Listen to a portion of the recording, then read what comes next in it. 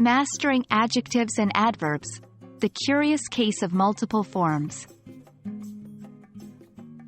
Hello, language learners. Today, we're going to dive deep into the world of adjectives and adverbs, but with a special twist.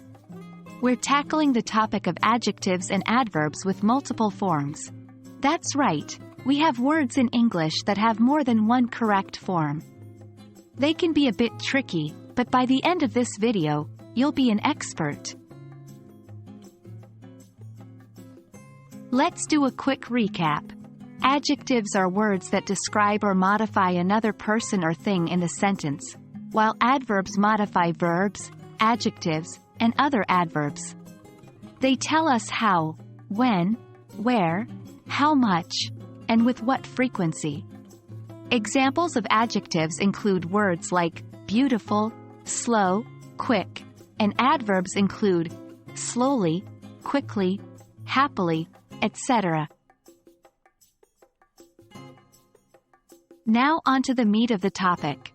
Adjectives and adverbs with multiple forms. There are certain words in English that have more than one form and can be used as both an adjective and adverb.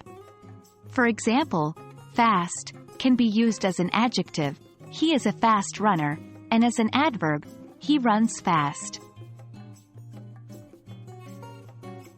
Some common words with multiple forms include early, late, hard, fast, wrong, right, long, etc. These words can be used as adjectives or adverbs without changing their form. For example, I woke up early, and I had an early meeting.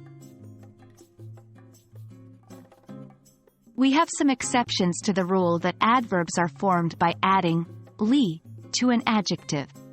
Some adjectives and adverbs are completely different words. For example, good, adjective, and well, adverb. For example, he is a good swimmer, and he swims well. It's crucial to understand the context. Sometimes, the same word can have a different meaning depending on whether it is used as an adjective or an adverb. For example, the word hard can mean with a lot of effort when used as an adverb and not easy to break when used as an adjective. And that's a wrap. This world of multiple forms and exceptions might seem a little overwhelming at first, but with practice, you will find it much easier. Remember, understanding the context of the sentence is often key.